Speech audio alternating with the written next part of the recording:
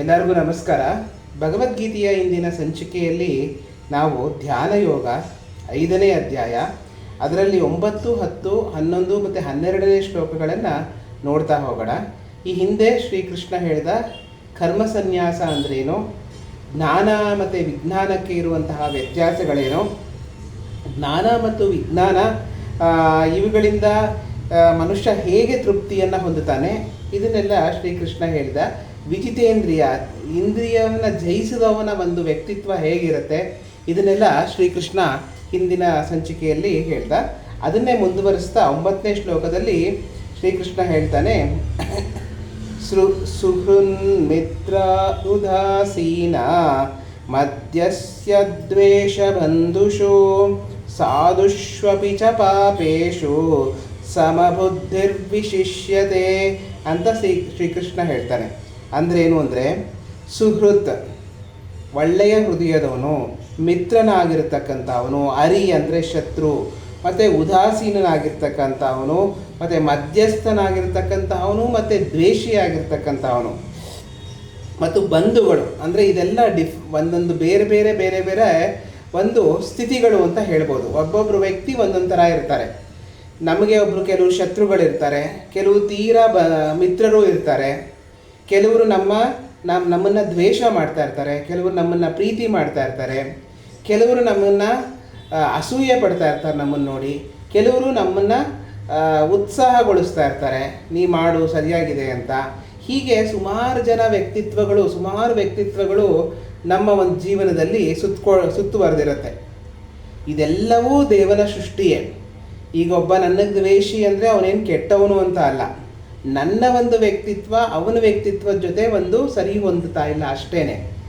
ಅದನ್ನು ನಾವು ದೊಡ್ಡ ದ್ವೇಷಿ ಅಂತ ದ್ವೇಷ ಸಾಧನೆ ಮಾಡೋದು, ಈ ಥರ ಮಾಡದೆ ಎಲ್ಲರಲ್ಲೂ ಒಂದೇ ಥರ ನೋಡೋನು, ಎಲ್ಲರಲ್ಲೂ ಒಂದೇ ಥರ ಭಾವನೆ ಇಟ್ಕೊಂಡಿರೋನು ಯೋಗಿಗಳಲ್ಲೆಲ್ಲ ಶ್ರೇಷ್ಠ ಅಂತ ಶ್ರೀಕೃಷ್ಣ ಇಲ್ಲಿ ಹೇಳ್ತಾನೆ. ಅದನ್ನೇ ಮುಂದುವರಿಸ್ತಾ, ಯೋಗಿ ಯುಂಜೀತ ಸತತಾತ್ಮಾನಂ ರಹಸಿ ಸ್ಥಿತಃ ಏಕಾಕಿಯತ ಚಿತ್ತಾತ್ಮ ನಿರಾಶೀರ ಪರಿಗ್ರಹ. ಅಂದರೆ ಈಗ ಶ್ರೀಕೃಷ್ಣ ಹೇಳ್ತಾರೆ, ಧ್ಯಾನ ಮಾಡೋವನು ಹೆಂಗಿರಬೇಕು, ಎಲ್ಲಿರಬೇಕು, ಯಾವುದ್ರ ಮೇಲೆ ಕೂತ್ಕೋಬೇಕು ಅನ್ನೋದನ್ನು ಹೇಳ್ತಾ ಹೋಗ್ತಾನೆ.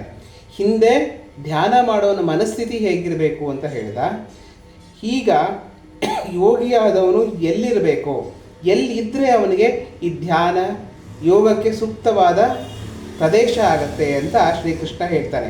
ಅಂದರೆ ನಿರ್ಜನ ಪ್ರದೇಶದಲ್ಲಿದ್ದು ಏಕಾಕಿಯಾಗಿದ್ದು ದೇಹ ಮತ್ತು ಮನಸ್ಸುಗಳನ್ನು ನಿಗ್ರಹಿಸಿ ಈ ಭರವಸೆಯನ್ನು ಯಾರ ಮೇಲೂ ಇಟ್ಕೊಳ್ಳದೆ ಅಪರಿಗ್ರಹವಾಗಿ, ಅಪರಿಗ್ರಹ ಅಂದರೆ ಯಾರಿಂದನೂ ಏನೂ ತೆಗೆದುಕೊಳ್ಳದೆ ಆ ಒಂದು ವ್ರತವನ್ನು ಮಾಡ್ತಾ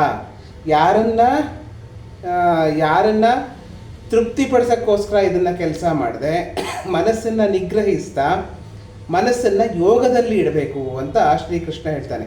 ನಿರ್ಜನ ಪ್ರದೇಶದಲ್ಲಿರಬೇಕು. ಅಂದರೆ ನಿರ್ಜನ ಪ್ರದೇಶ ಯಾಕೆ ಅಂದರೆ, ಅಲ್ಲಿ ಜನವಸತಿ ಇದ್ದರೆ ನಿಮಗೆ ಬೇರೆ ಬೇರೆ ವ್ಯಕ್ತಿತ್ವವುಳ್ಳ ಜನಗಳು ನಿಮಗೆ ಸಿಗ್ತಾ ಇರ್ತಾರೆ. ಅವರಿಂದ ನಿಮ್ಮ ಮನಸ್ಥಿತಿಗಳು ಭಾವನೆಗಳು ಬದಲಾವಣೆ ಆಗ್ತಾ ಇರುತ್ತೆ.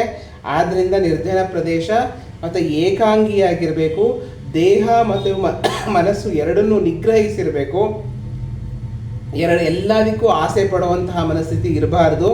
ಇಂತಹ ಪ್ರದೇಶದಲ್ಲಿ ಇಟ್ಕೊಂಡು ನೀನು ಯೋಗವನ್ನು ಆಚರಿಸಬೇಕು ಅಂತ ಶ್ರೀಕೃಷ್ಣ ಇಲ್ಲಿ ಹೇಳ್ತಾನೆ. ಅದನ್ನೇ ಮುಂದುವರಿಸ್ತಾ 11ನೇ ಶ್ಲೋಕದಲ್ಲಿ, ಶುಚೌ ದೇಶೇ ಪ್ರತಿಷ್ಠಾಪ್ಯ ಸ್ಥಿರಮಾಸನಮಾತ್ಮನಃ ನಾತ್ಯುಚ್ಚಿತಂ ನಾತಿ ನೀಚಂ ಶೈಲಾಜಿನ ಕುಶೋತ್ತರಂ ಅಂತ ಶ್ರೀಕೃಷ್ಣ ಹೇಳ್ತಾನೆ. ಅಂದ್ರೇನಪ್ಪ ಅಂದರೆ, ನಾವು ಧ್ಯಾನ ಮಾಡಬೇಕಾದ್ರೆ, ಸಾಧನೆ ಮಾಡಬೇಕಾದ್ರೆ ನಮ್ಮ ಒಂದು ಪ್ರದೇಶ ಶುಚಿಯಾಗಿರಬೇಕು, ನಮ್ಮ ಒಂದು ವಾತಾವರಣ ಶುಚಿಯಾಗಿರಬೇಕು.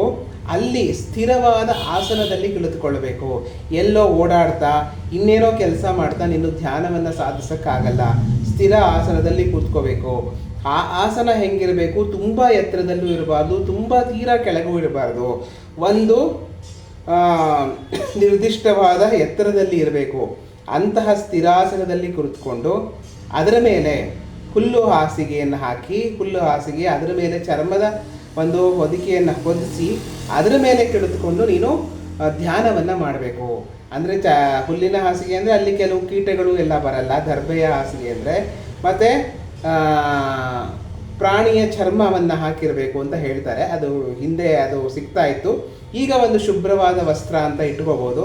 ಯಾಕೆ ಅಂದರೆ ಅಲ್ಲಿ ಕ್ರಿಮಿಕೀಟಗಳು ಓಡಾಡೋದಿಲ್ಲ, ಕ್ರಿಮಿಕೀಟಗಳು ಅದಕ್ಕೆ ಆಕರ್ಷಿತವಾಗಲ್ಲ. ಕ್ರಿಮಿಕೀಟಗಳು ಇದ್ದರೆ ನಿಮಗೆ ಧ್ಯಾನದ ಒಂದು ಆಚರಣೆಗೆ ತೊಂದರೆ ಆಗತ್ತೆ ಅಂತ ಹೇಳಿ ಇದು ಒಂದು ಪ್ರದೇಶವನ್ನು ನಿಗದಿಪಡಿಸ್ಕೊಂಡು ಅಲ್ಲಿ ನೀನು ಧ್ಯಾನವನ್ನು ಮಾಡಬೇಕು, ಯೋಗವನ್ನು ಸ್ಥಿತಿಯನ್ನು ಅನುಭವಿಸಬೇಕು ಅಂತ ಶ್ರೀಕೃಷ್ಣ ಇಲ್ಲಿ ಹೇಳ್ತಾರೆ.